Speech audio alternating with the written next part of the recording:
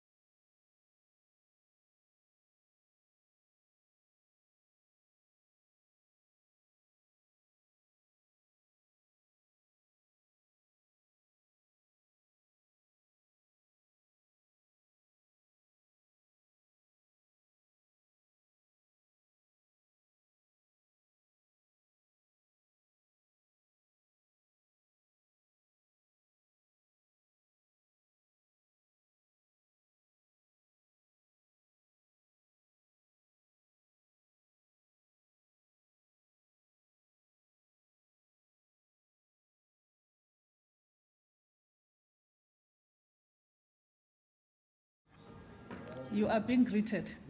Good morning.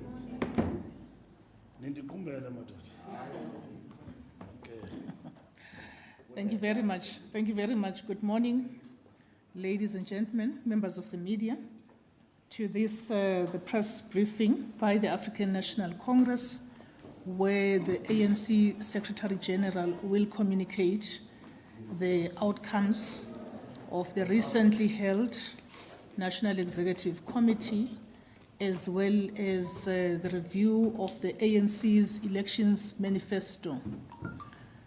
The SG will walk us through all of that, and will also speak about the unification process of SANCO, which is why you see to my left, joined by the SANCO leadership, but the SG will ventilate that further. You are welcome this morning. I now hand over to the Secretary General.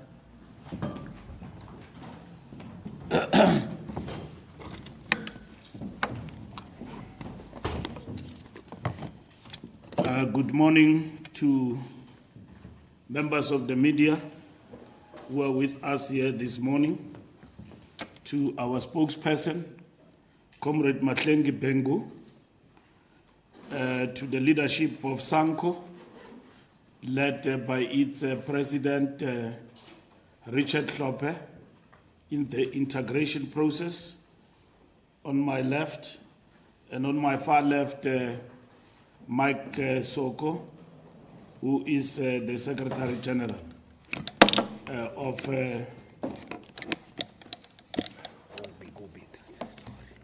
Dilinde Matata.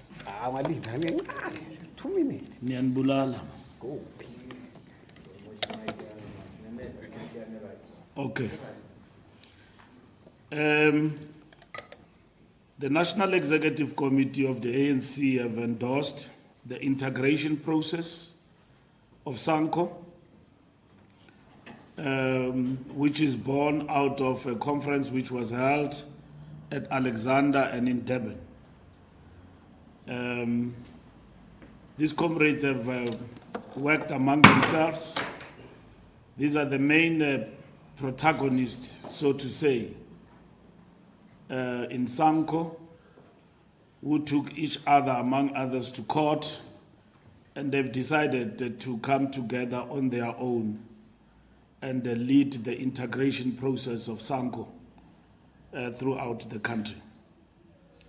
The ANC held its National Executive Committee meeting from the 7th to the 10th of July 2023 to consider several reports, discuss and take firm decisions on a number of domestic and international issues impacting on the work of the organization at the national and international level. The National Executive Committee meeting received a political overview by the President, Comrade Cyril Ramaphosa, NWC report from the Secretary General, Comrade Fikile Mbalula, as well as various other reports covering the work of the organization, of which we make reflections on the way forward in this statement. Accordingly, we released this statement on key commitments arising from the National Executive Committee discussions. Nelson Mandela Month. In his political overview, the President alluded to the fact that we held this NEC meeting during the Nelson Mandela Month, dedicated internationally to the memory of our departed icon and stalwart in the struggle for liberation, whose sacrifice towards our political freedom, as well as his wisdom in leading us to democracy as a leader of the ANC, is recognized and celebrated throughout the world. The President and the NEC once more paid tribute to President Nelson Mandela and further committed ourselves as the ANC to his vision for democracy, freedom, justice, and equality, underpinned by the radical socio-economic emancipation of our people. The President reminded the National Executive Committee that it is the Constitution that enjoins us to create the new society for which many paid with their lives. It is against this backdrop that the ANC renews its commitment towards dismantling the socio-economic defaults of race, gender, and class in our society, whilst thriving for a prosperous South Africa, a better African continent, and a just and peaceful world. The ANC will announce activities as part of celebrating this icon of our liberation struggle, whose birthday this year coincides with the convening of the BRICS Plus political parties dialogue in Ekurhuleni. On load shedding, the National Executive Committee was pleased to note that even though the challenges of load shedding persist, nonetheless, there is a marked improvement on the energy availability factor from the various ESCOM plants. Whilst intermittent load shedding will continue, overall the trajectory points to success towards ending load shedding altogether. The NEC therefore applauded the continued work by all stakeholders involved in this regard, led by the Minister of Electricity, Comrade Fikile Mbalula, and involving the critical support by the private sector and the tireless efforts by workers in this energy sector towards ensuring grid stability. The increase in EAF further enables more interventions on fixing and maintaining generation units in all ESCOM plants. The NEC also noted the addition of power from renewable energy, the anticipated additional 7% points from Kusile Power Station, as well as the utilization of previously decommissioned power plants. The National Executive Committee therefore reassures South Africans of its commitment towards ending load shedding, which has had a serious negative impact on both the social well-being of our people as well as economic development. With the evidence we have on work being done, we are confident that by end December 2023, South Africa has a greater chance of ending load shedding. This week's temporary return to stage 6 load shedding was a result of a surge in demand which peaked at 900 megawatts. It is temporary and will return to lower load shedding stages. We have been reassured very soon. On the Integrity Commission, the National Executive Committee welcomed a report towards consolidating the terms of reference and general operational issues pertaining to the Integrity Commission that was appointed in February this year, chaired by Dr. Frank Chikane, deputized by Mama Sophie de Bruyn. The Integrity Commission presented the report with various proposals, and it was resolved that this process will continue with further engagement with the officials and the NWC. The ANC is committed to restoring the integrity of the ANC by upholding high ethical standards that go beyond mere legal obligations. Integrity and ethics are an important pillar of the renewal program, which is aimed at regaining the moral and intellectual high ground to inspire public confidence in the leadership of the ANC by the masses of our people. Accordingly, all ANC members and leadership structures will undergo training on ethics and integrity as part of the political education curriculum that is being rolled out across the country. On the international situation, the Russia-Ukraine situation has been ongoing for more than a year, at a great cost to global peace, security, and stability. This has further compounded the dire humanitarian situation and also the huge impact on the cost of living for ordinary people across the world, especially those from the developing world, particularly Africa. Moments like this call for sustained leadership on our part and for wisdom and sober thinking to prevail. The African Leaders' Peace Initiative to Russia and Ukraine, aimed at silencing the guns, is the only sensible path out of this bloodshed. The only way to save the two countries from further destruction of property, deaths, and the displacement of many communities. The National Executive Committee applauded the role played by our President, Comrade Cyril Ramaphosa, in this African Leaders' Peace Initiative. The people of Ukraine and Russia will have to live together after this war, like it has been the case for hundreds of years. They will need to heal after the downing of the arms.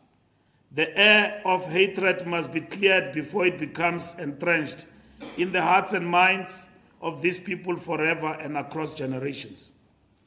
The sooner this war ends, the better. We therefore call for immediate ceasefire and resumption of the talks between and among the parties.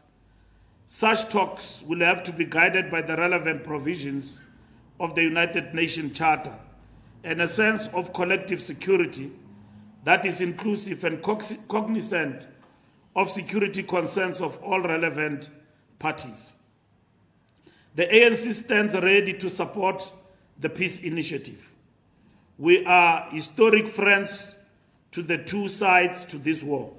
Many of our cadres lived in places like Kiev and Moscow and Odessa during the difficult years of our struggle against apartheid. We remain grateful to the sacrifices of the peoples of Ukraine and Russia for our freedom. We know both the sufferings of war and the benefits of peace. Our only wish is for peace and for lasting peace to prevail, and most importantly, friendly neighborliness.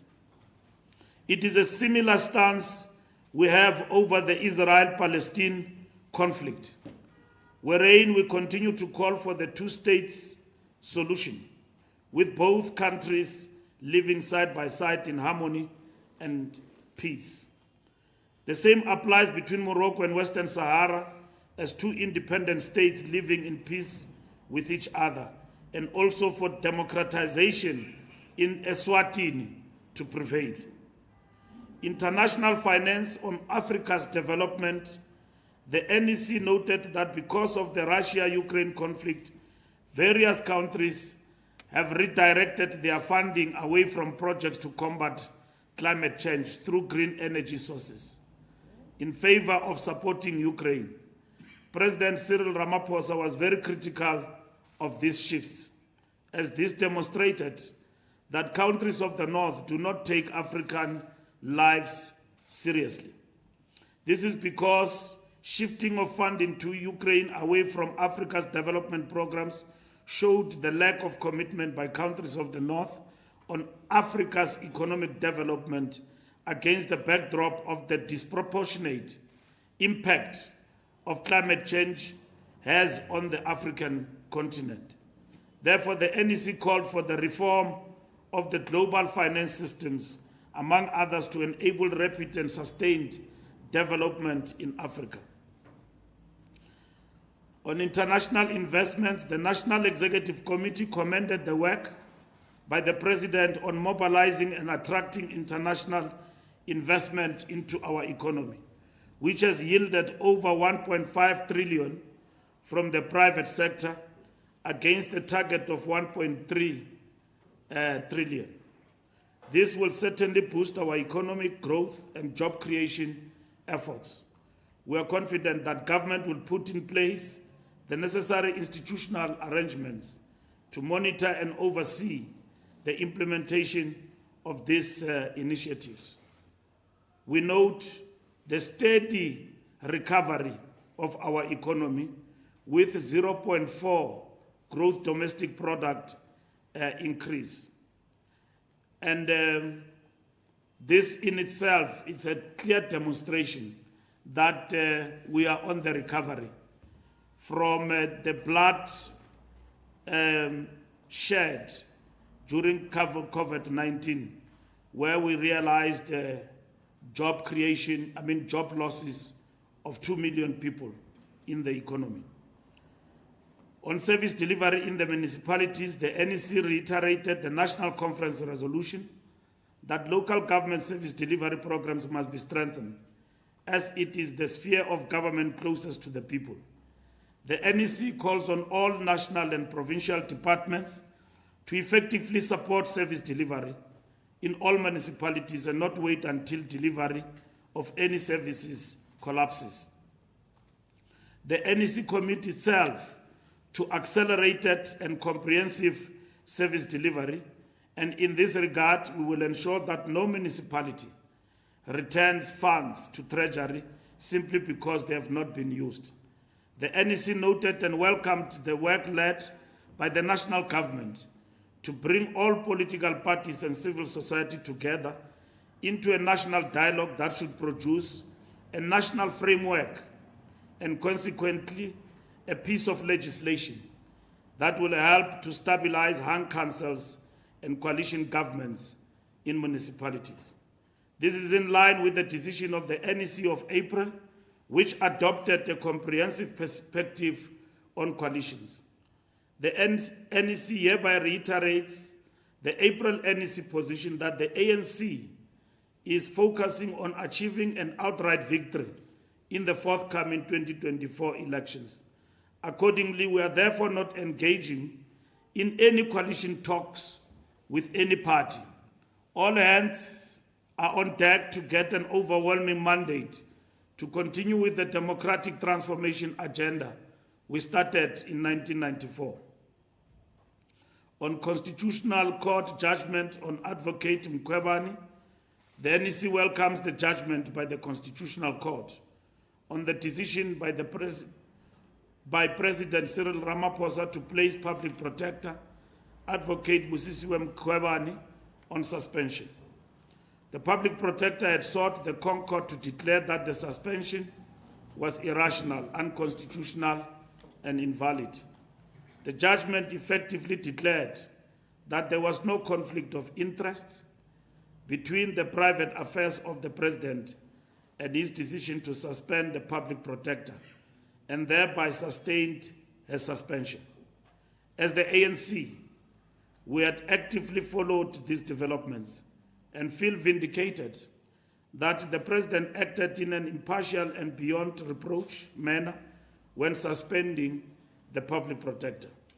The ANC calls upon all state organs to speedily move forward to bring stability to the office of the Public Protector, an important constitutional organ in our democratic dispensation.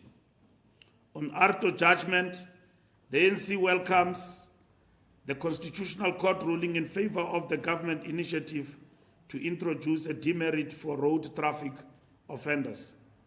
The High Court declared the administrative adjudication of road traffic offenses, ARTO, unconstitutional and invalid. In its judgment, the Constitutional Court set aside the High Court judgment, which declared ARTO Act unconstitutional and invalid. Chief Justice stated that the ARTO Act is constitutional and valid and falls squarely within Schedule 4, which is concurrent function of national and provincial sphere of government, and that national government and Minister of Transport oversees implementation of such legislation. The court confirmed our long-held view that no province has the constitutional mandate to pass laws regulating matters of traffic offenses, as that will create unnecessary chaos. If each province and municipality can pass its own laws regulating such, the ANC welcomes the Constitutional Court judgment that confirms the constitutionality of ARTO and will urge the Minister of Transport to move with speed in finalizing its commencement to save lives due to carnage on our roads. the ANC would like to advise all NGOs to cease from delaying government policy and implementation by mounting unnecessary court challenges, as this is not in the best interest of the country.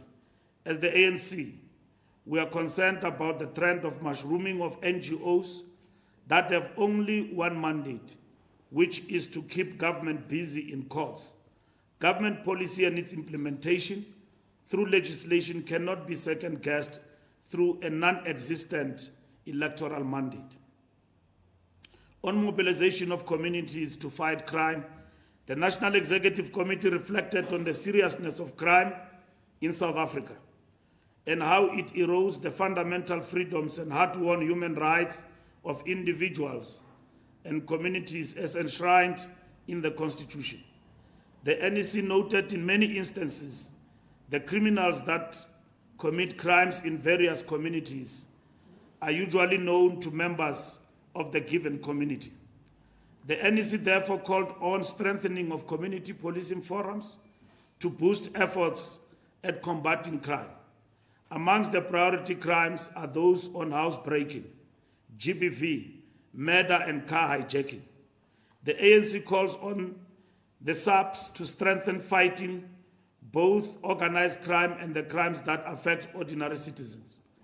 The ANC calls for the creation of a specialized unit comprising of the South African National Defence Force, the SAPs, and the Department of Mineral Resources and Energy and Home Affairs to combat illegal mining as Zamazamas. The NEC looked at the possibilities of creating a drug police unit whose members are not drawn from members of the community that they are servicing. As in many instances, the police are reluctant to arrest organized crime drug lords for fear of reprisal on their families. The NEC noted the seriousness of violent crimes, such as cash in transit, heists, often leading to deaths. The police must be empowered to effectively defend themselves from armed syndicates that threaten the lives of people and the police. The NEC committed itself to developing a new strategy to deal with violent crimes. The ANC commits itself to take steps to combat crime which erode people's human rights through theft, physical and emotional injury, and death. This will include ensuring that the police are appropriately supported through relevant equipment, such as vehicles that can match up to combating organized crimes, such as cash in transit heists. The ANC further urges its members to be involved in community policing forums. VBS report and consequence management. The NEC reflected on the issues relating to the plunder of VBS and further noted consequence management was taking place in various municipalities, with some municipality managers and finance managers resigning while some of the funds irregularly invested in VBS being recouped. However, the NEC further noted that in many instances, large sums of funds were never recovered, having also noted that some provinces have outstanding reports on consequence management. The NEC urges all those outstanding provinces to submit the reports. The NEC further noted that whilst municipalities suffered financial loss, it was also worrisome that members of various communities suffered huge financial losses through savings on ventures such as stokvels in some areas. The Kgalema Motlanthe report will be dealt with in a virtual meeting to consolidate the report, particularly as it relates to outstanding matters with regard to the election of public representatives in local government. On construction mafias, the NEC noted the growing menace of the construction mafia that seeks to extort legitimate businesses in our country. The NEC received a report from the Peace and Stability Subcommittee on the state of crime in our country. It has instructed the committee to come with specific measures to effectively respond to the shenanigans of this mafia in the construction industry. BRICS plus political party dialogue and BRICS summit. Having reflected on both the BRICS plus political parties dialogue and the BRICS summit, the NEC resolved to clarify to the public that whereas BRICS summit in August is a government event, the BRICS plus political parties dialogue is essentially an ANC initiative on political solidarity with political parties from other countries. The BRICS plus political parties dialogue will be convened this week from the 18th to 20th of July 2023. This meeting will be attended by eminent persons in the form of former presidents in South Africa, in the African continent. The NEC noted that South Africa has not yet received confirmation on whether or not President Putin intends attending the BRICS summit following the ICC verdict against him. Review of the 2019 elections manifesto. The ANC, together with its allies, the SACP, COSATU, and SANCO, held a review on the implementation of the 2019 election manifesto. The meeting also received a presentation on the content and extent of transformation from the Statistician General, Mr. Risenga Maluleka. It is important to note that headcount poverty decreased from 17.9% in 2001 to 7.0% in 2016. 89.1% of South African households have access to improved water sources. All provinces, except for Northwestern Gauteng, have 90% main connections for electricity. As a result of social grants, vulnerability to hunger has declined significantly up until 2019, with a slight increase in 2020. Access to health care has improved, evidenced by the fact that 65.5% of South Africans first consult a public clinic when they are not well. The 2019 manifesto review will continue, with alliance partners urged to contribute their own review of the 2019 election manifesto. The 2024 National General Election Manifesto Drafting Committee will include the alliance. In August, we will roll out a massive program to report back to the nation on what we have done to implement our manifesto in the past 4 years.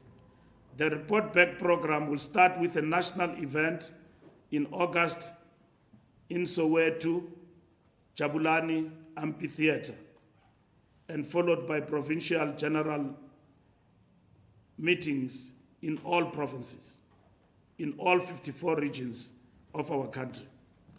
On elections 2024, the ANC National Executive Committee discussed matters pertaining the 2024 National General Elections and declared that its readiness to contest the elections next year.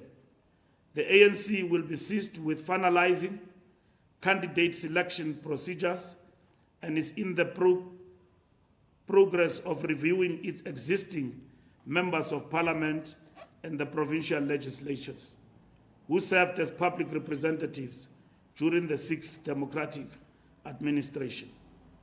The NEC welcomes the launch of its youth voter registration campaign, which took place in Mpumalanga, where during the event over 1,000 young people registered for the first time and expressed their willingness to be part of determining the future.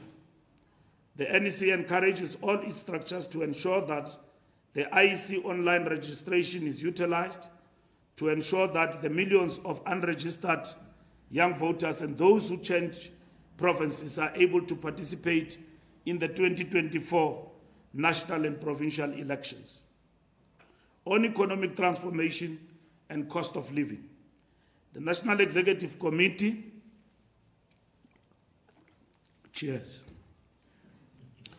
the National Executive Committee discussed the persistent rise in the cost of living in the post-COVID period and considered a series of interventions to curb this trend. Persistent load shedding and the disruption to global food supplies due to the Russia-Ukraine war have put pressure on domestic inflation, thereby accelerating the rise in the cost of living. As a medium to long-term strategy, the National Executive Committee agreed that the most sustainable way of responding to the rising cost of living is to ensure that we focus our efforts in growing the economy based on expanded domestic production. The continued interventions and the visible progress to end load shedding should begin to stabilize productivity in South Africa, reduce running costs for businesses, and therefore decelerate inflation. Similarly, the opening of global food supply chains, as negotiated by the Africa Heads of State mission in Russia, Ukraine, will help bring global inflation under control by the fourth quarter of 2023. This notwithstanding, the NEC agreed that urgent intervention must be pursued in the short term to rescue the South African working and middle classes from the rising cost of living. The NEC further noted that the Reserve Bank has a mandate to pursue price stability in the interest of balanced growth. The NEC raised concern about the current trend of rising interest rates and their inflationary impact on the cost of living by depleting disposable incomes of millions of our people who are already facing severe financial pressures. This trend subdues consumer demand, which is a critical element for economic growth. The NEC further does not believe that this untenable trend in rate hikes is in the interest of balanced growth.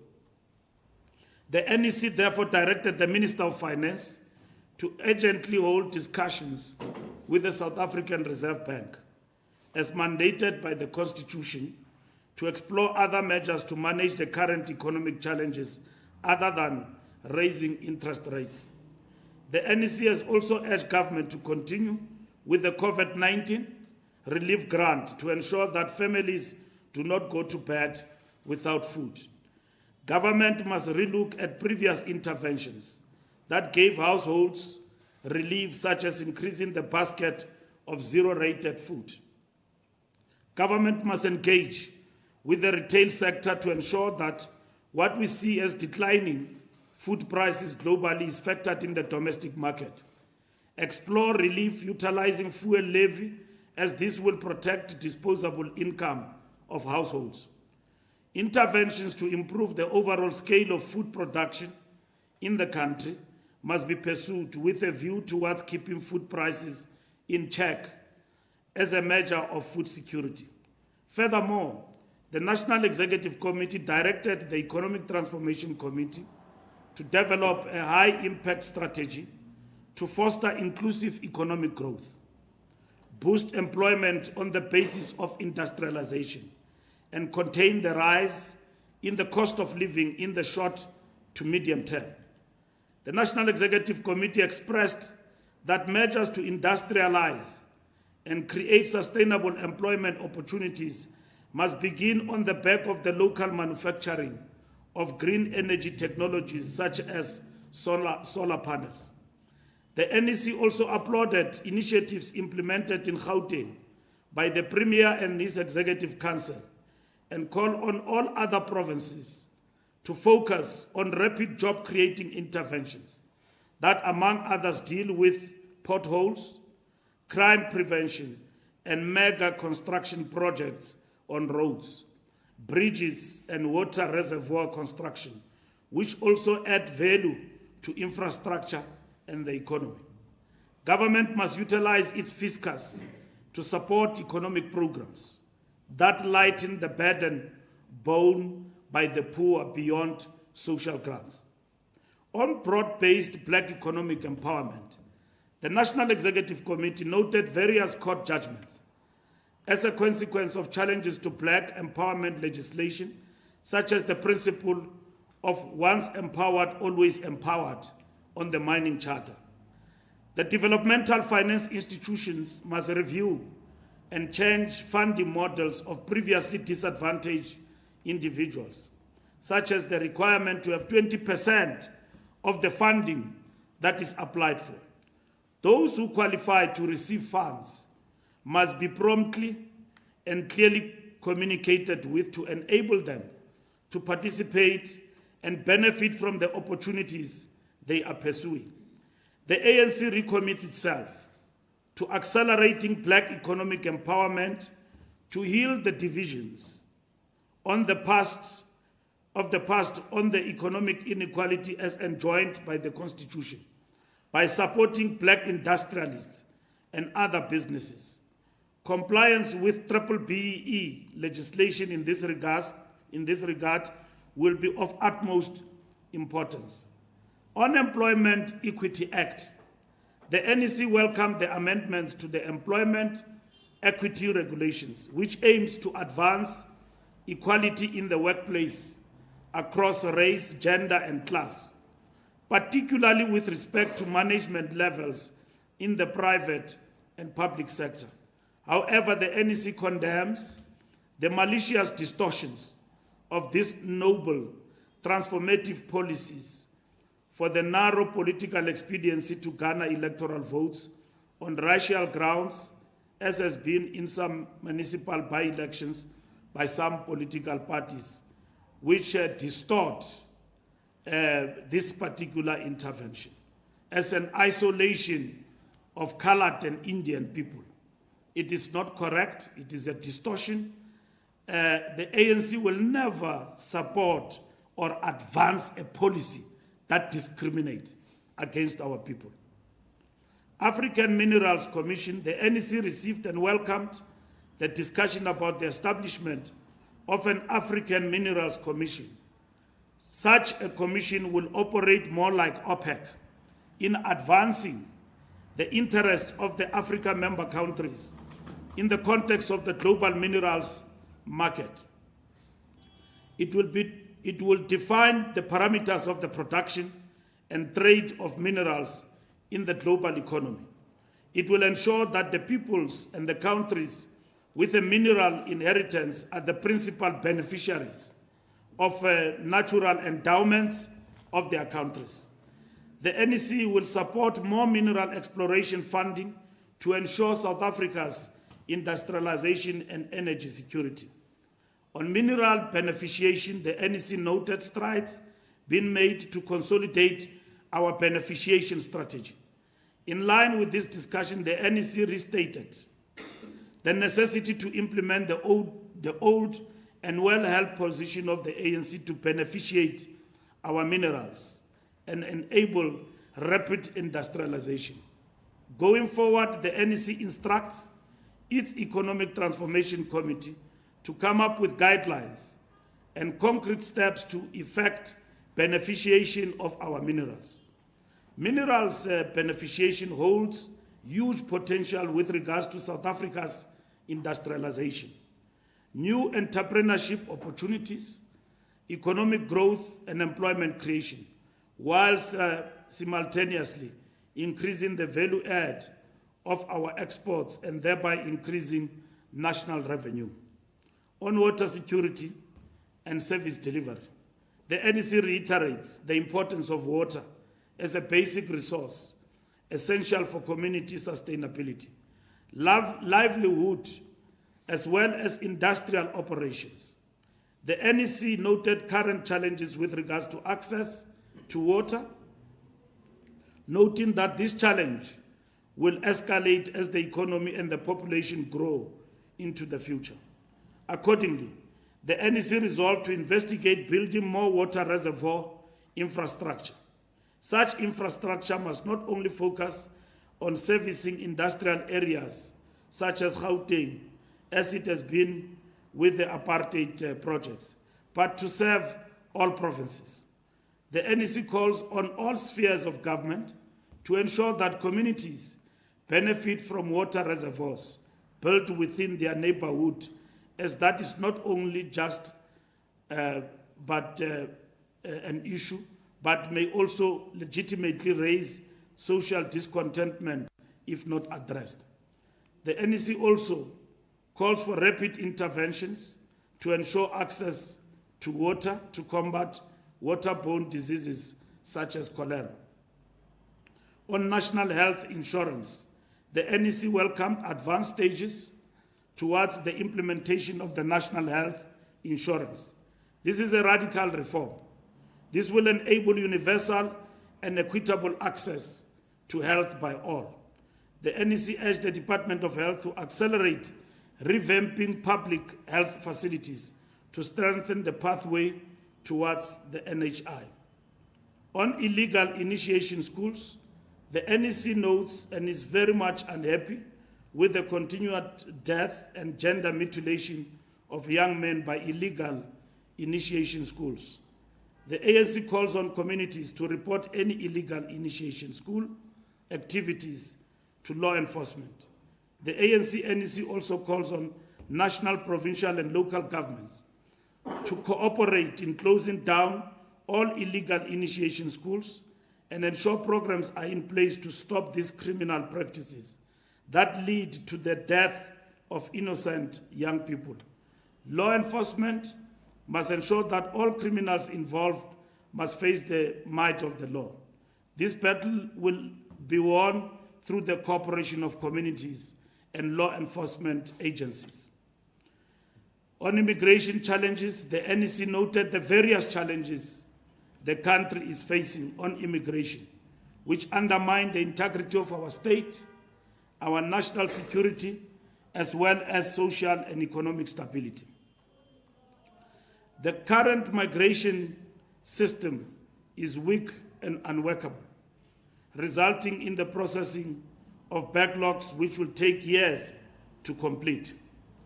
It is also being abused and exploited by criminal syndicates and some individual foreign nationals.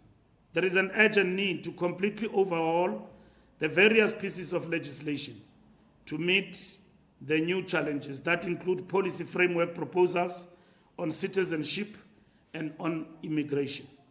In addition, South Africa must investigate either withdrawing or amending our commitments to some of the international statutes that do not serve our national interest. Meanwhile, the NEC commits itself to clamping down on our porous borders.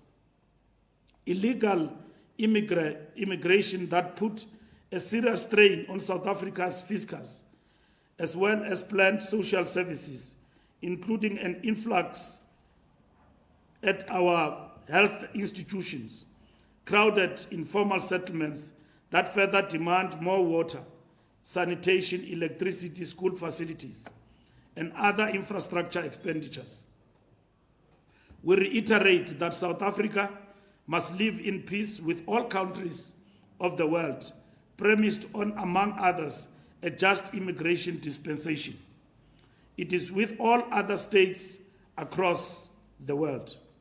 The NEC further reiterates that legal immigrants in line with our laws are welcome, irrespective of country of origin. But South Africa's fiscus has no capacity to absorb all the socio-economic challenges of the rest of the world. The NEC also noted the need for SADC, the AU, and other multilateral or regional organs to be engaged on immigration issues. On the Grand Inga, drawing from the outcomes of the South African Democratic Republic of Congo Binational Commission, the important initiative of the Grand Inga Hydro Energy Initiative was discussed by the meeting. The NEC agreed that South Africa must participate and partner economically in the project to secure megawatts critical for our development.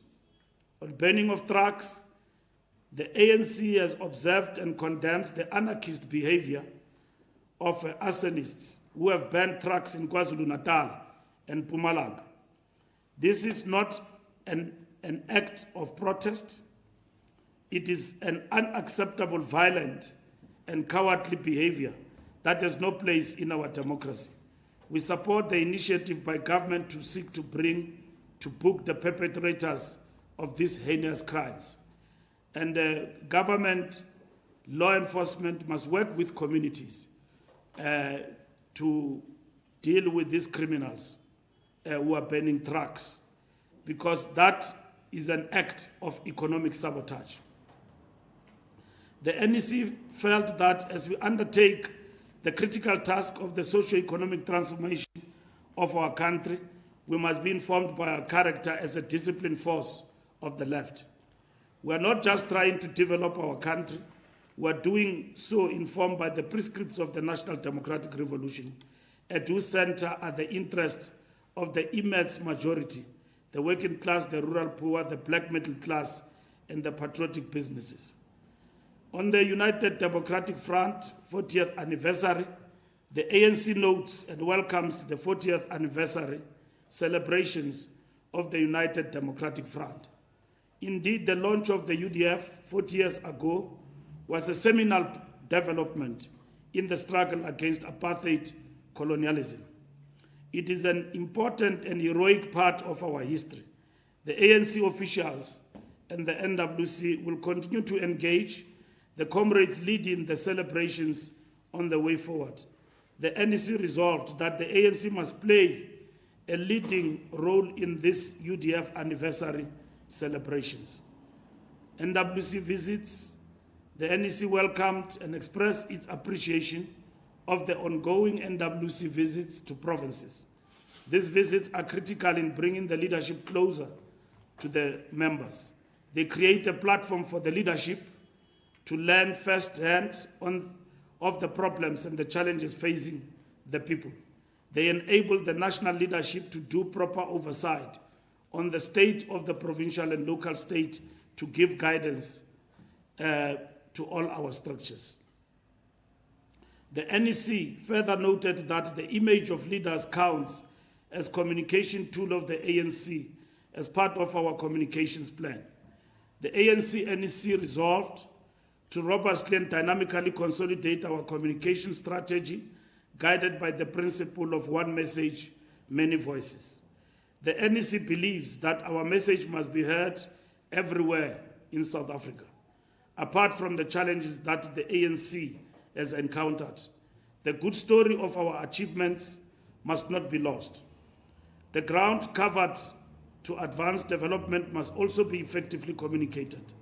This is more the case as we mark 3 decades of our freedom and constitutional democracy from 1994 to 2024. The ANC committed itself towards strengthening the alliance, underscored by the recent meetings we have had with the SACP and SANCO. The ANC committed itself to hold further meetings with its alliance partners, including on critical issues of the 2019 manifesto review, as well as drafting the 2024 election manifesto. The ANC is working hard to assist SANCO to become a united and a stronger civic movement, and thereby strengthen the mass democratic character of the progressive forces for change. It is the view of the NEC that the coming together of the 2 main groups to rebuild the civic movement is an important step in the right direction. It must be supported by all progressive forces, and we must all close ranks to reinforce the initiative. Like I said, we endorse the integration process led by the President, Richard Klope, and the Secretary General, Mike Soko, and their collective teams, working with all the provinces. We are aware that there are people who are working to register SANCO as a political party. We are opposed to that initiative. So is SANCO also opposed to that initiative. The integration process will work to engage all who want to be part of the unification of SANCO in our country. And we look forward to a SANCO conference in November that will take place in South Africa. And the comrades are here to speak for themselves about the way forward in terms of the integration process. The ANC Women's League is poised to convene its national conference in the next 2 weeks. The ANC Women's League is the biggest organization of progressive women in our country. We see it as a leading force in the fight against the legacy and continuing reality of triple oppression of black women in our country. The ANC remains committed to supporting the ANC Women's League in its various programs towards the full emancipation of women, young women, and the girl child. The ANC noted that the Veterans League will hold its national conference also later this month.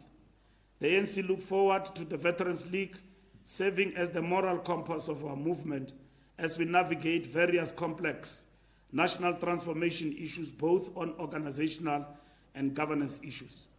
The ANC will continue to sip from the timeless wisdom and counsel of its veterans, some of whom have been appointed into the Integrity Commission, while some play vital roles on various platforms, including the structures of the ANC. We venerate and celebrate our veterans for the heroic role they played in our struggle and look forward to holding hands with them in the ongoing struggle to transform our socio-economic landscape.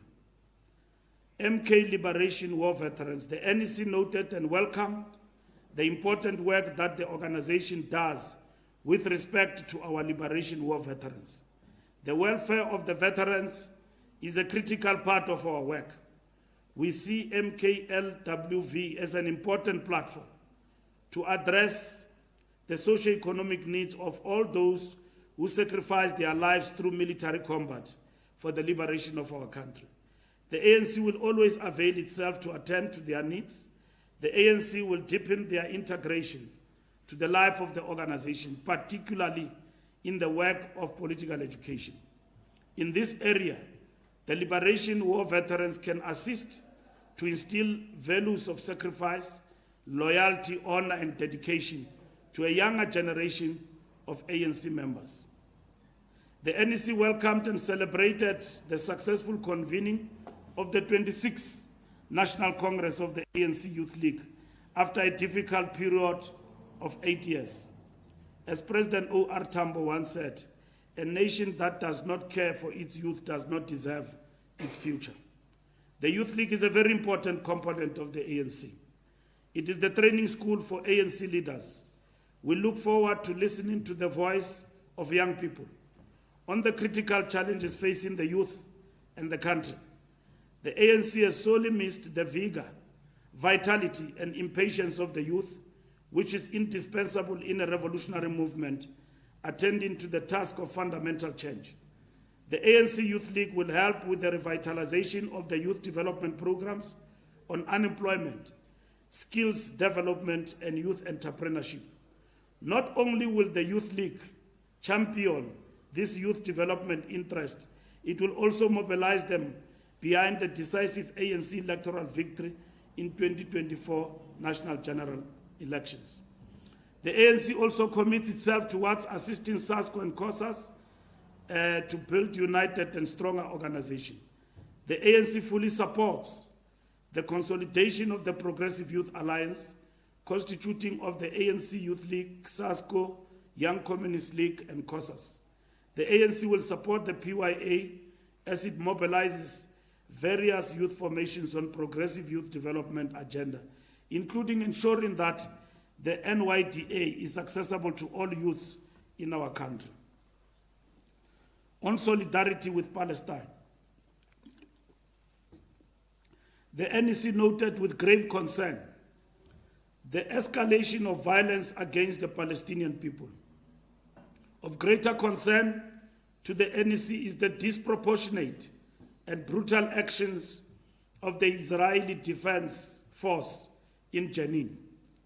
The violence against the Palestinian people, the continuing occupation and dispossession of the Palestinian land and properties, and the normalization of apartheid practices and religious intolerances are in direct violation of the United Nations Charter and UN resolutions. These horrific events take place in the year when the world commemorates 75 years of the Nakba, when over 700 Palestinian villages were destroyed and Palestinians displaced to create the State of Israel.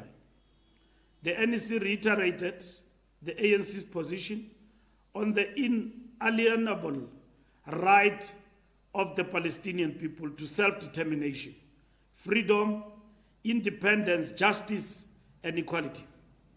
The National Executive Committee noted the participation of Israeli football team Maccabi Tel Aviv in the FIFA preseason training camp hosted in Spain, in which South African football club Orlando Pirates is participating.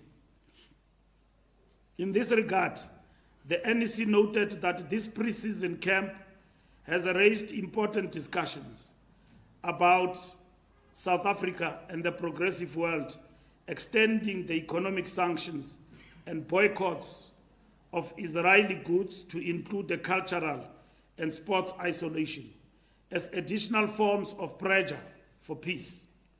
Although South Africa has no existing decision on a sports boycott against Israel, the climate in Palestine coinciding with this camp raises legitimate moral concerns.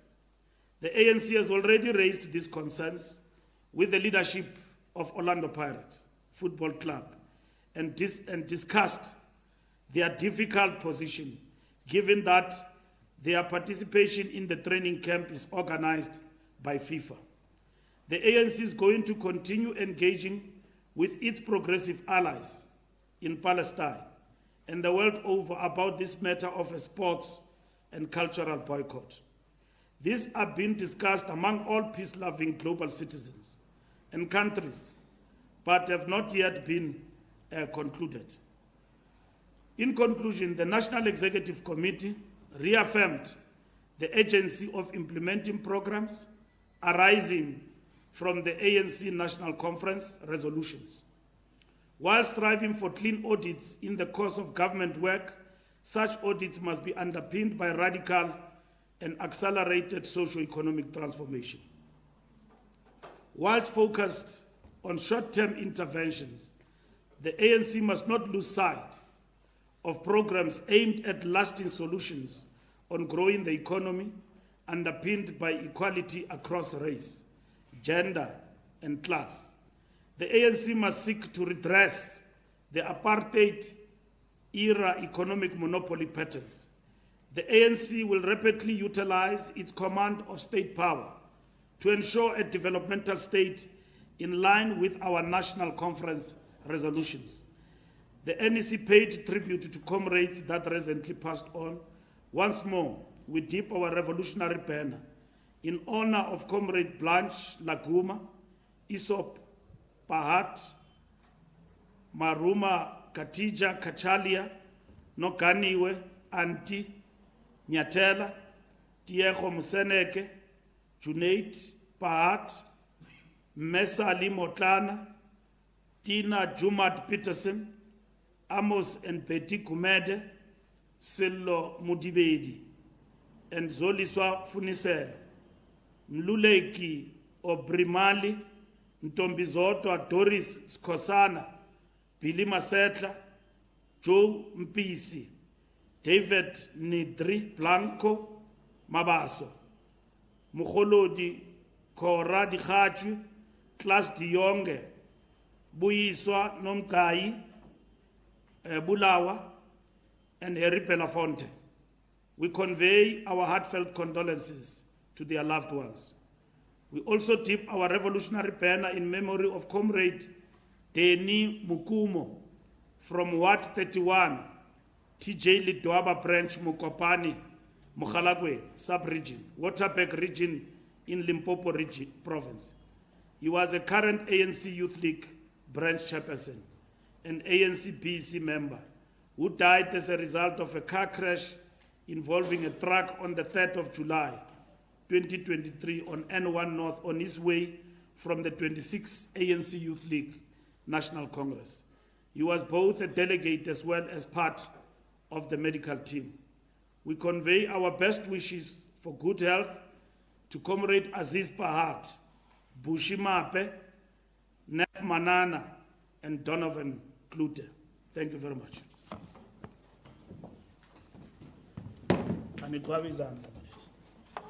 After that long. Comprehensive, maybe not long. Thank you, SG. With that, may I then invite members of the media? Any takers? Should I look this side or that side? Or let's start on my left. So I will start with Junior.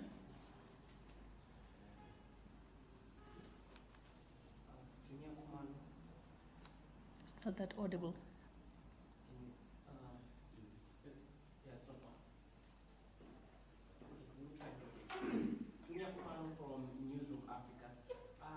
Firstly, I just wanted to ask, why were there so many postponements for this briefing? Secondly, did the ANC's top leadership discuss the judgment by the Constitutional Court on the former President Jacob Zuma? Was there any meeting by the security cluster ministers with regards to what may happen if the former president is asked to go back to prison? We saw what happened in 2021. It seemed like the security cluster was caught napping. Would there be a repeat of that, or are they meeting in advance to discuss such issues? I'll keep it at that. Thanks, Junior. Shall I go this side? Ndebo? Okay, Ndebo with the ACPC.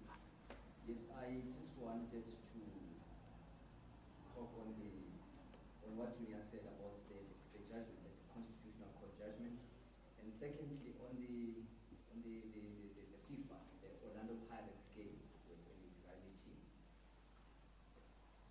Every time the ANC has got a problem with anyone within the country having some dealings with Israel, but so some people are saying it's hypocritical because our government has got some diplomatic relations with Israel, despite the fact that maybe their embassy has been upgraded, but what remains is that you've got a diplomatic relations with Israel. And as you said, SG, that the match is decided over by FIFA, so there is nothing that Orlando Pirates can do. Second, on the judgment by the Constitutional Court, the two Concord judgments, is there anything to read from the coincidence that the two judgments, the former president and the suspected public protector, can be with something from that coincidence? And if I may ask, what kind of public protector does the ANC really want? I mean, I'm saying this against the backdrop of one advocate to Limadonsi, who at some point made some scathing or came up with serious findings against the former president, or against the ANC president, then President Zuma. She was really fined and called all sorts of names. And Usisiwe Mkhwebane again came and she found she had some findings against the current president again, and the ANC is not happy at all. So I'm asking, what kind of a public protector do you really want? Should be someone who's pliant or someone who's not gonna find anything against the ANC? Thank you, Ndebo. I've got. For now, yes, All right, thanks. I've got my brother right there at the back. Please go ahead. Thank you, Abiram Dila. Also interested to find out the ANC's stance on the Constitutional Court judgment, given what Chief Minister Fikile said yesterday on being ready for any eventuality. Also, just maybe to follow up on what you said around load shedding, just to get clarity. Are you saying we're most likely going to see the end of it by 2023 in December, just to get clarity on that? Also, on BRICS and President Putin, you did mention that the ANC had not gotten the go-ahead on whether it's coming or not. But did you discuss, as the ANC, what you want to happen, given that ICC warrant of arrest? Would you, as the African National Congress, want him to be arrested? You also touched on the torching of trucks. Maybe, do you think enough is being done? Because this has been going on for some time now, SG.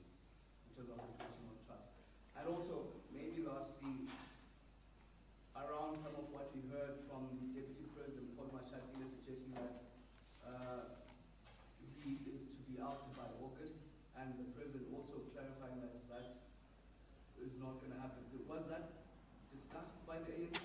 Maybe trying to get clarity on actually what's happening there. What about Mashatile? The suggestion that made to media that people are out to oust him by August. Okay. Are you done, Abiwe? All right. Thank you very much. I will then turn to USG.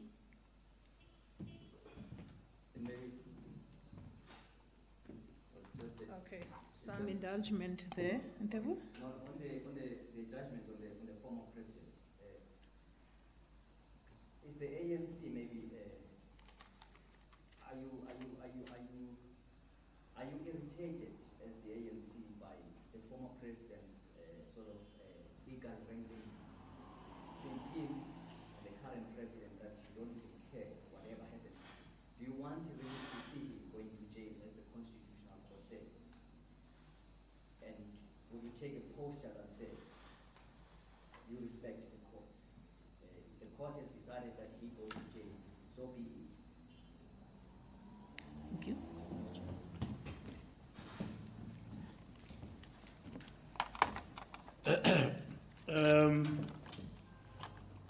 Junior from Newsroom Africa, postponement happened because of various reasons, which some are technical and so on.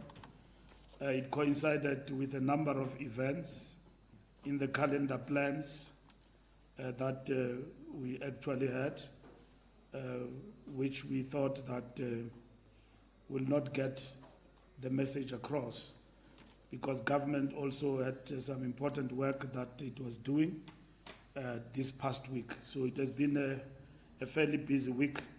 So that is why the postponement, because it is important that the message of the National Executive Committee must be understood and come across to the rest of the populace at the right time, so that people understand the ANC, and the ANC speak for itself and is not second-guessed by anyone. Did we discuss the matter? First, what we need to clarify is that we respect the courts and their outcome. The moral perspective to it is that we empathize with President Zuma, and no one wants to see anyone at the age of 80 going to jail.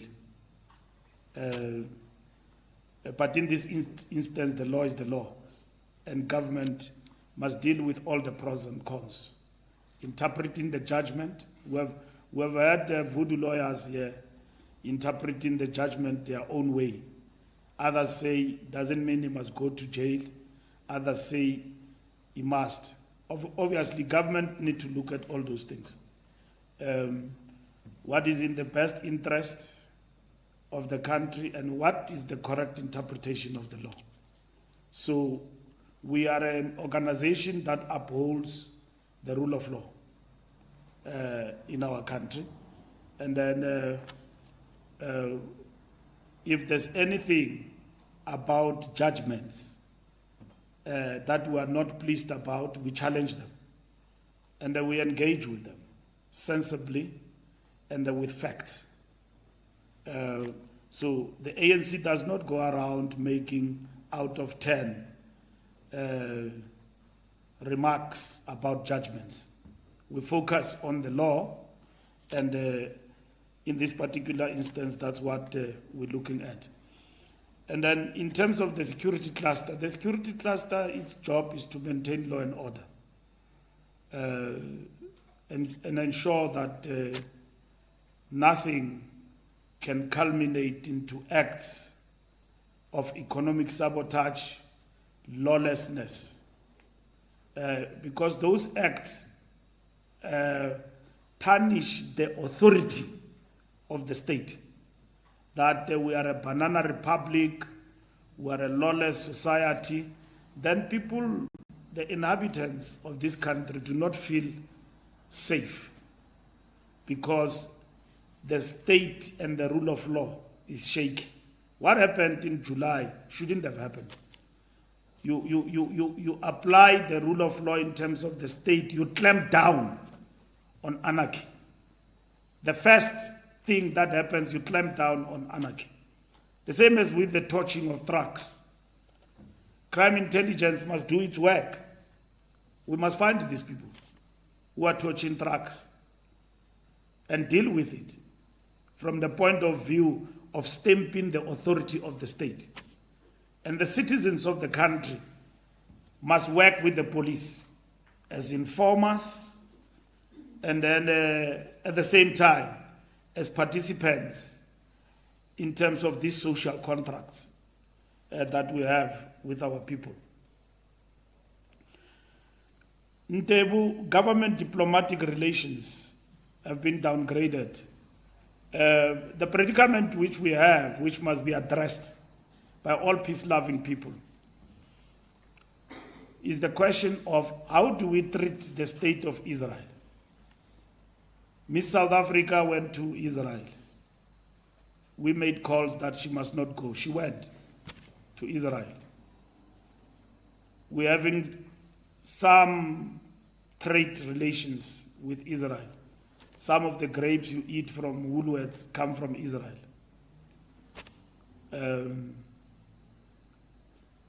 Maccabi get invited. Our team here, Orlando Pirates, goes there. Then people have been killed in Jenin. What is our policy response to that? Let's not look at Orlando Pirates, because Orlando Pirates will never defy sports boycott. What our people, justifiably so, were saying to Orlando Pirates, don't play Maccabi in light of what is happening as an act of solidarity. Pirates find itself in a precarious position because it's invited in this tournament. It won with one goal. Iran plays America in the World Cup. The stadium is sold out. And yet Iran is subjected to economic sanctions. Banyana, they win a Africa Cup of Nations in Morocco. Morocco has suppressed the people of Western Sahara.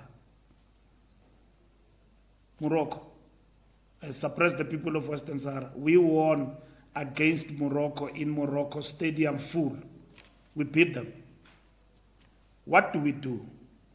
When we enjoyed international support in South Africa, there was sports boycott imposed because apartheid was declared a sin against humanity. What is happening there in Israel cannot go unchallenged. So that is why we say we need to engage on this matter. We want a peaceful settlement. And our approach is a two-state solution. Israel living side by side with Palestine. Palestine is a recognized state. No violence will end that carnage there. Killing of innocent people and children. So we need this. We need first to accelerate and not give up on peace initiatives. At some point, we're this close to attaining peace. And then we went back on the other side to the second intifada. And then we lost ground. We need to go back. We can't give up on what is happening there between Palestine and Israel. And we need to put pressure on the state of Israel for de-escalation of violence and killing of innocent people. And that is what is important. We need to do, and we need to work towards.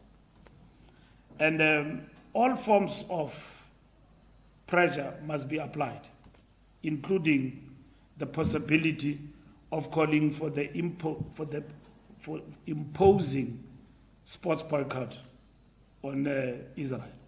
so that we don't have this back and forth confusion about how do we treat that state, which has basically used weapons of war to settle a dispute. And that's what we need to deal with.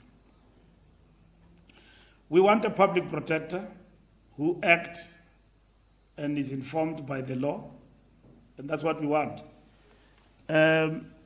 ANC at some point was not happy with the public protector, Thuli Madonsela, but Thuli Madonsela's actions were vindicated by the courts, and the ANC was proven to be on the wrong. In terms of Nkandla report, she was. So the ANC lost, and the ANC have accepted self-correction. That's why in our manifesto, we say there is a point in time where we veered off. We did. Because when the public protector said in the report, President pay, and the Minister of Finance will make a determination, and then he says, President, you became a beneficiary of this, but you were not the architect of this mess. To an extent that you became a beneficiary, pay some amount of money. The ANC did not listen to that report, read it correctly. It went and established an ad hoc committee, which was proven to be unconstitutional. Based on Mohlaudi Motsoeneng temporary victory in the High Court of Cape Town, that the public protector's powers are not enforceable, Thuli Madonsela went back and went to the Constitutional Court. The Constitutional Court said public protector's recommendations are enforceable. They are enforceable. If you don't agree with them, you can take them on review. Full story. There is recourse to both sides. So, Thuli Madonsela stood her ground. She went through a lot of vilification because of her decisions. Stood her ground in terms of dealing with state capture, investigations, and then brought a report. And then, as a result of that report, the ANC have accepted and implemented her recommendations. We did not take them on review. We implemented the recommendation to establish a commission of inquiry.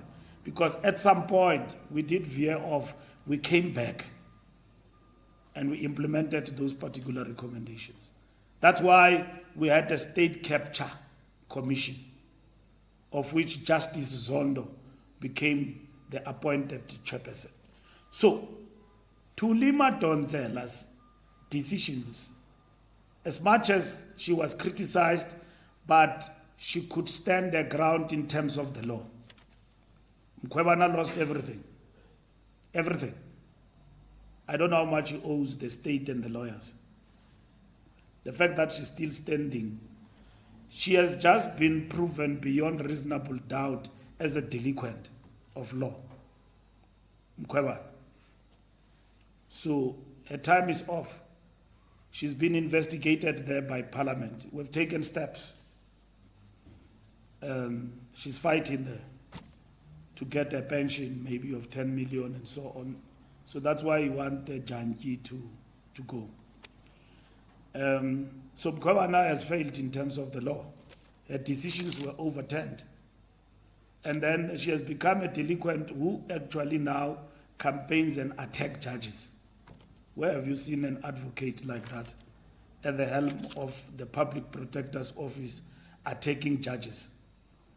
There is civility that governs these people, lawyers and the people of the law. There is civility that governs them, how you go about it and so on. We people who are in the streets we have our own interpretation of the law in terms of natural justice. Now, we can say anything because we don't know the law, but those who know the law must have a proper and correct interpretation of the law. So, Mkhwebana lost everything in terms of her decisions.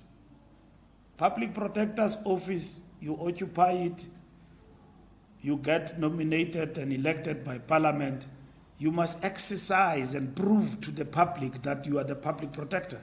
Your decisions can be challenged, but you will win the light of day. Now, if you lose your decisions, in the court of law, you are being tested. We don't want a public protector like that. We want a sober public protector who can defend their decisions in the court of law.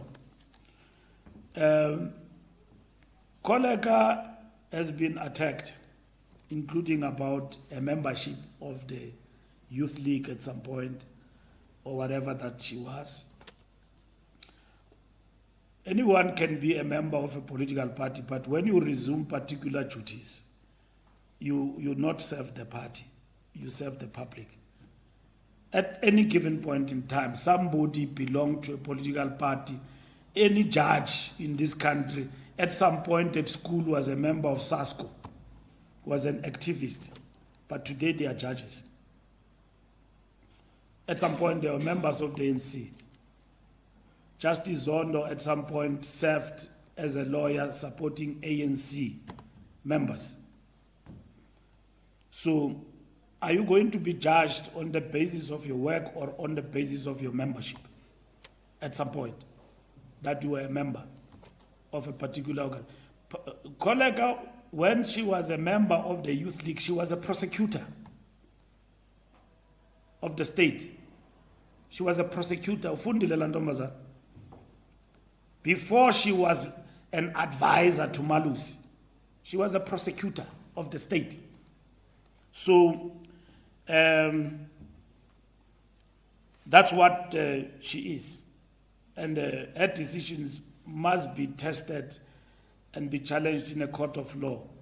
And then she can go there and defend those decisions from a point of law.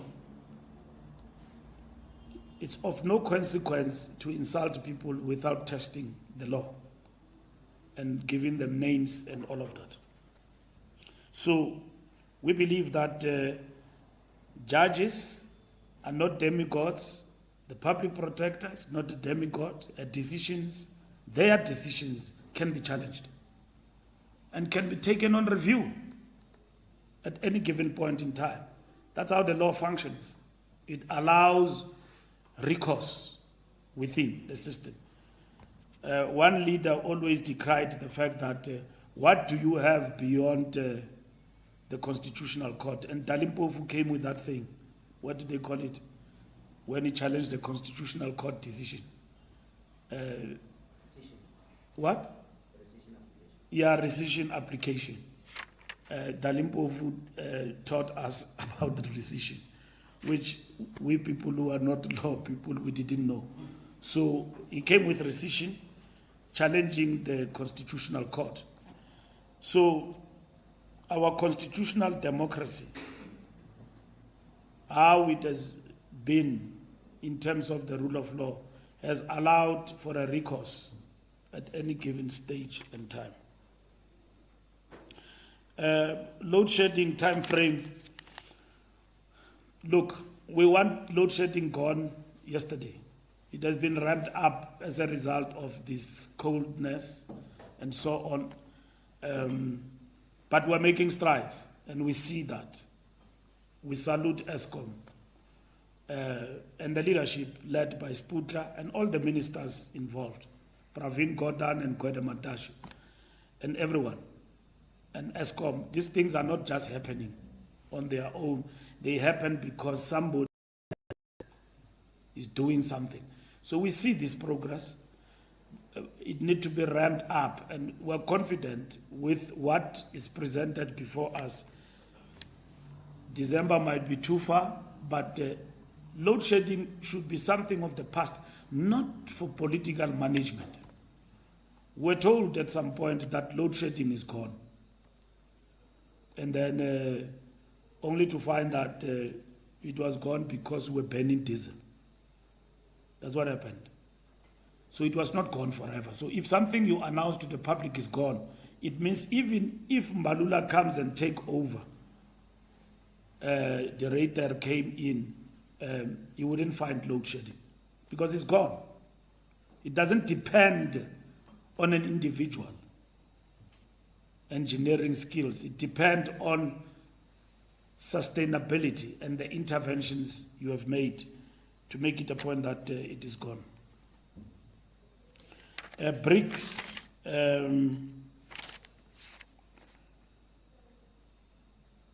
BRICS in terms of President Putin, government is dealing with those issues, and President at that given point, there's no use to confuse society and speak over this matter, all of us. We will urge government to handle this matter with care, and the President is dealing with the matter, implications of the law, whether this is doable. If it is doable, it will happen. We support as the ANC, but we leave it to government, capable hands of the President and his government to deal with the matter of President Putin and so on. We all know that we are signatories to the Rome Statutes. We are prohibited by the law, or we have the law clearly states that if a warrant of arrest is done, a country which is a signatory will have to take steps. But from the point of the law and dealing with the matter, government is very much capable to get proper advices, deal with the matters at their disposal in the best interest of the country and BRICS. That's what is important. So they are dealing with that matter at their level, so we don't want to spoil it by speaking out of turn, like as if we are not matured and organized people. We are organized. The President will brief us and the nation about the way forward. We are South Africa. We are organized. We can't behave like as if we are not being led. There is a president in this country.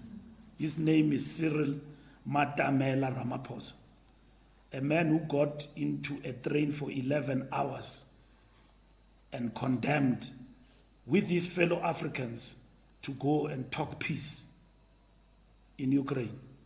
That's the man who's leading this country.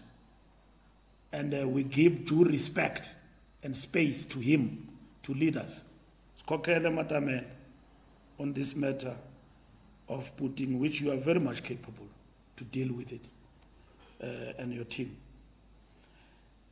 Torching of trucks, that matter, we have addressed it. We want trucks not to be torched. The state must intervene. All these crooks must be arrested. You know what pains us about this torching of trucks is when a black man appeared on TV and said, I don't employ foreign nationals, but my truck is being burned down. I employ South Africans. So my truck burned down in Mpumalanga, many people are without jobs. As a Minister of Transport, I dealt with this matter of truck and foreign nationals, and we signed an agreement.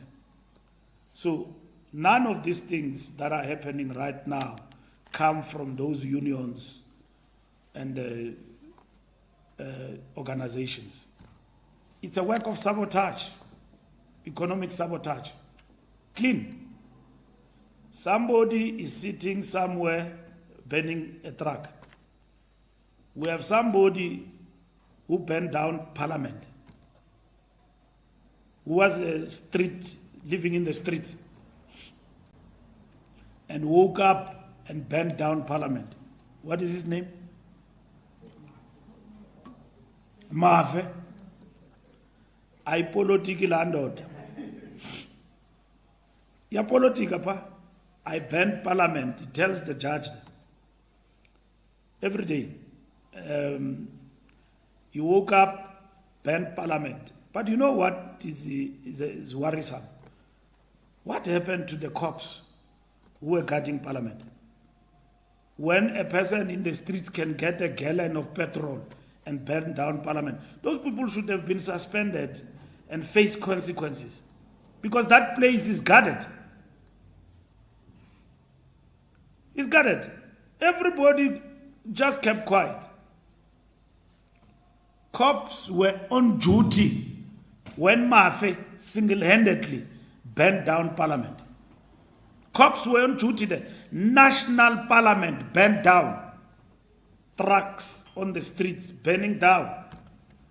These are the things that undermine the rule of law and the authority of the state. I'm not worried about Mafe, because he will meet his match in terms of the law. Agudlalwa a court. It's not a place to play that court. So, but the most worrisome part is what then happens. I don't know this thing about Mashatile to be ousted.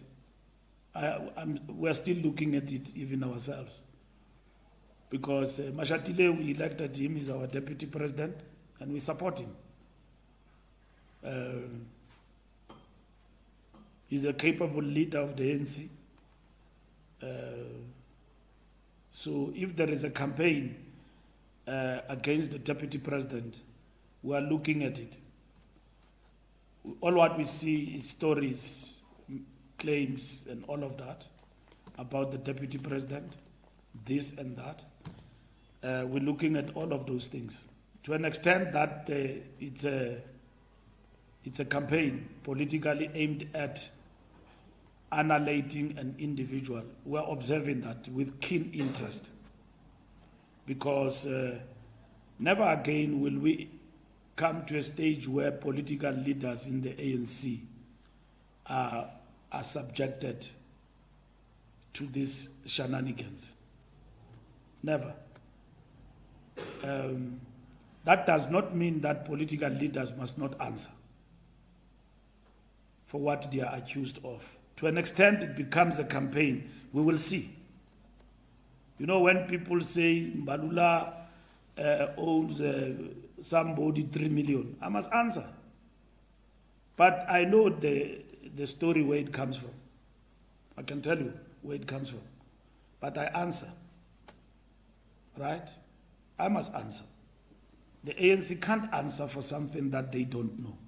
The ANC doesn't know when I sit at night with crooks and ask for 3 million and so on. The ANC wouldn't know that. I must answer. Answer, Chief. Where did you get the 3 million? Why do you ask a 3 million from? 3 million gang or whatever that it is. Okay? So, anybody must answer. Mbalula must answer.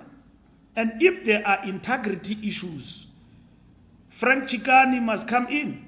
It doesn't matter. Even if you are Mbalula, if you are found to be on the wrong side of ANC integrity, you must answer. That's what society wants. And then on the basis of your answers, you must then be cleared. Land, we come from China. They taught us that they had to undergo a particular period in their life, politically, in which they had to deal with leaders who were on the wrong way. You cannot thrive as an organization on wrongness. You cannot. It doesn't matter who you are, what happens. If it is a political campaign, we'll see it for what it is, because it will not succeed. Even the plotters of it, even you journalists, we know all what you do is to write. Somebody give you dossier. Bambelelo ya chica, Nancy, you write. And then you get dossiers and all of that. We can't blame journalists. We can't blame journalists for writing or asking questions about things. We can fight with journalists about distorting. And journalists themselves independently must make up their mind that we have been used in a political campaign to destroy somebody. There's no basis for this. But others soldier on because we are told even journalists get paid to run some of the stories. But we can't prove that. So such things do erupt without bhadelwe. Ngambone bhala kangaka uhamba kakuhle unenkuntyula yemali. And then niniphila kamnandi anisubjectwa kwi-lifestyle audit. Some of you drive interesting cars. Nibhala into ezinkulu ngabantu. And nobody's questioning you. Ukuthi efondini uhola kangaka uyifumana phi mani imali yo drive Mercedes uyi-journalist. Masiye nathi fondini. Gawustuntsele man sitye nathi le nto uyityayo. So people are not subjected to that. But as politicians, we must account about what happens in our life and all of that. And if we want to sustain and defend the revolution we are about, we must be fair to ourselves and be fair to the ANC. You can't be this during the day, by night you are something else. Hoodwinking, lying to people that you are something that you are not. And then don't throw stones if you live in a glass house. Because all of us, like Batabile will say, we've got our smaller nyana skeletons. When you know that you are not clean, don't walk on the highway. Every day, see address or up about this and that. Don't walk on the highway. Stay on the path. Your politic, you will be fine. You'll be fine. Don't end up being personal because we differ. Our democracy allows that. I don't have to drink alcohol with Steenhuisen or with Bantu Olomisa. That when we meet, because we meet like this afternoon, there is a party I might go to. Bantu Olomisa will be there. Bantu Olomisa must not challenge me as an ANC leader. No. Bantu Olomisa can challenge me and the party, the ANC. You are not doing this. That is their role. We don't have to be friends. It's political engagement. You are wrong there, we hit you there. I can't be personal, not general. Attacking personally and all of that, and that's gutter politics. We don't play that part. We play a proper role. So in short, I went to town about Mashatile, and I'm saying to you that should there be a political vendetta or agenda against our deputy president, we will see it. And we will not be party to that, and we will never allow the ANC to do that. Mashatile can't suffer for being deputy president of the ANC. He didn't. We went to conference, campaigned like all of us, he was elected. So those who don't want him, they must have peace with themselves. And maybe in future he will be president of this country. Because these things do happen. So people must hold peace. And ANC members must be matured to know when is the right time to do things and when is the right time. Now is not the time to be busy with pettiness. Now is the time to defend the revolution. The issue of who comes in after who will be addressed when that moment comes. ANC members must be online. They must understand the mode and the mood of the country and understand our role in society. Our role in society is to lead our people. If we don't provide leadership, this revolution will go. This struggle will depreciate and become something else. The same as when I conclude, I'm saying that today our people are being hoodwinked to believe that the ANC did nothing for them.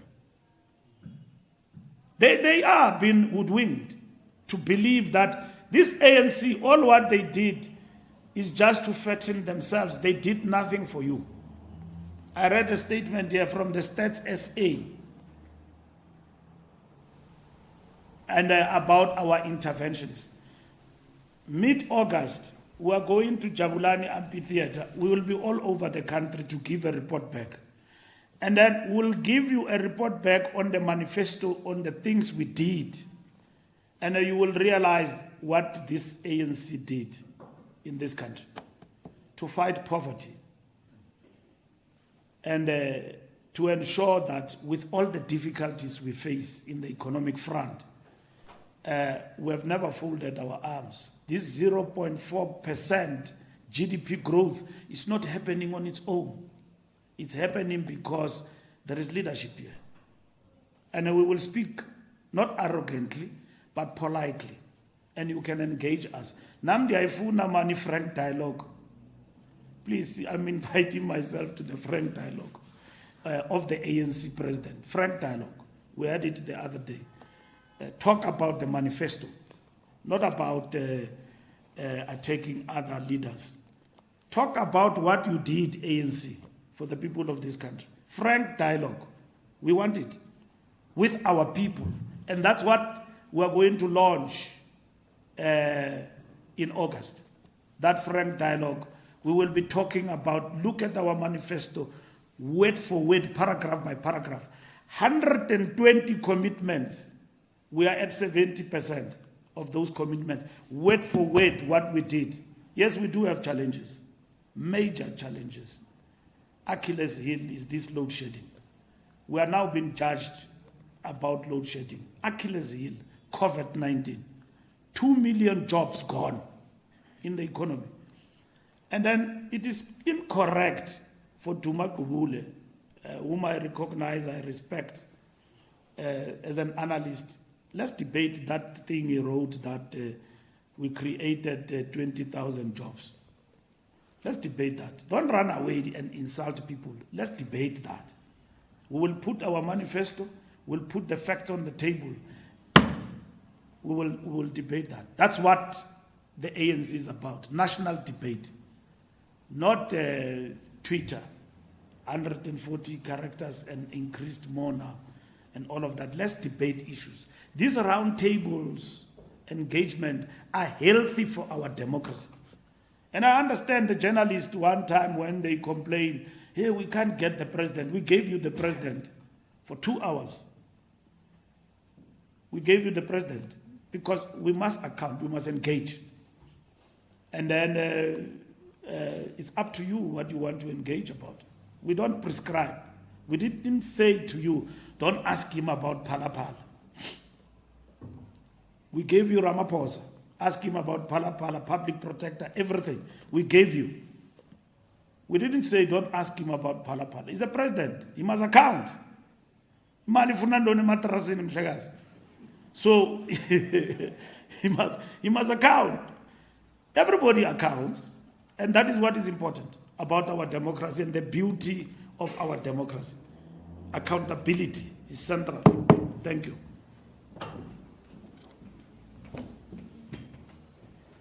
Thank you, SG.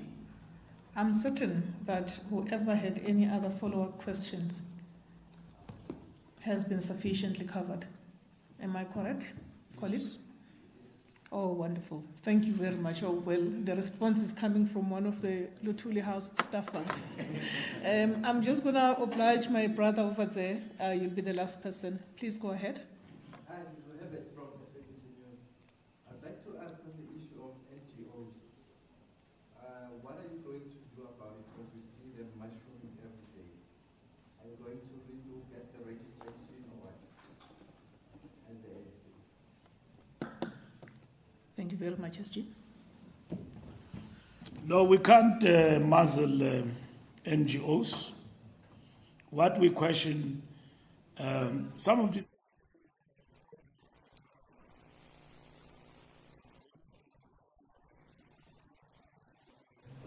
American funding USAID. It funds a lot of NGOs here. Some NGOs are sponsored by our own government. Social development, support NGOs for different causes. Some NGOs like OUTA, they are challenging government. You know OUTA, ne? They've got a lot of your money there, which you were paying because you did not want to pay e-tolls. So people didn't want to pay e-tolls, they paid OUTA so that they are not prosecuted by the state. Should the issue of them being taken on by the state to enforce the e-tolls, OUTA was there going to pay them back. Now I want to ask OUTA, where is the money? Because I've done away with e-tolls. So these people who are paying you, where is their money? Pay them back, because there's no case to defend. And besides, in terms of law, we won anyway against them in terms of e-tolls.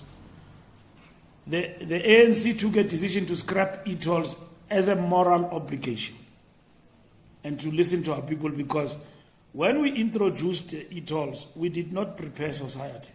People just saw of countries, right? Countries all over. 2010, they thought that is a new thing that came with Sepp Blatter. And they were told later by OUTA and others that no, these are countries that are going, you are going to pay. It's e-tolls. But the reality of the matter is that what South Africans must know, and don't know some, is that these roads we're traveling on, and we complain that some of them are having a high turn of potholes. Somebody somewhere must pay for that. And we pay through levies, like e-tolls that we pay. Sanral doesn't have that money. So you pay also from your pocket. When you travel through the road, every day you pass there, you pay. Now, the Gauteng freeway improvement program has stopped. You know, you see most when you travel around Gauteng that we're developing the roads, because Gauteng is the economic hub of this country. So we're developing roads in what was called Gauteng Freeway Improvement Project, which was the e-tolls. It has now since stalled. We must find money somewhere to improve the highways and to make Gauteng, the economic hub of this country, look like South Korea. Beautiful roads, or China, you know, beautiful roads there. Like what you see in Edgecombe, Mount Edgecombe in Durban. Beautiful road that Sanral built there. That's what we're doing here. So we must find money somewhere to continue with Gauteng Freeway Improvement Project. Now, e-tolls are done away with, and that is the decision we've actually taken. So, OUTA and other NGOs, we can't regulate, unless we're not in a democracy, that NGOs are not allowed. We can't do that. ANC can't do that. Other countries can, not here. NGOs here are allowed to flourish, including those that are sponsored, by the way, internationally, who become voices to deal with this elephant called the ANC and all of that. They are allowed in the space of our democracy. We can't muzzle the NGOs. So I'm just giving an example about OUTA and their interventions and so on. They too can be taken on the commitments that they make. ANC can take OUTA on the commitments that they basically make. So there are NGOs that are supported for a specific agenda.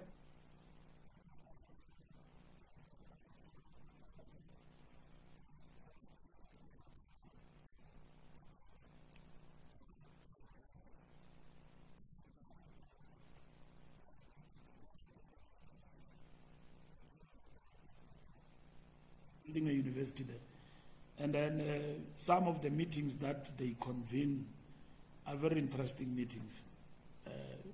How Afrikaner people are being mobilized against this country on the basis of danger and khafar that the ANC has become. So we need to converse through with South Africans so that they understand our intentions are noble. They don't have to join the ANC, but they are South Africans. They pay tax here, they do everything. We need to listen to them. They don't have to be members of the ANC. That's how we build a nation. And that is fundamental also to our program. So NGOs are important, and they play a very important role. So we can't muzzle NGOs. We want them to grow and to be supported. There are millions of NGOs who do good work. Planting of vegetable gardens in the backyard of our communities and all of that. Those NGOs are good. NGOs that are in the space of health, looking after people who are affected by HIV and AIDS and so on. Those NGOs are doing a critical job. NGOs looking after mental health, doing a brilliant job. Government must support those NGOs. But there are NGOs that are created for a political agenda, and we see them every day.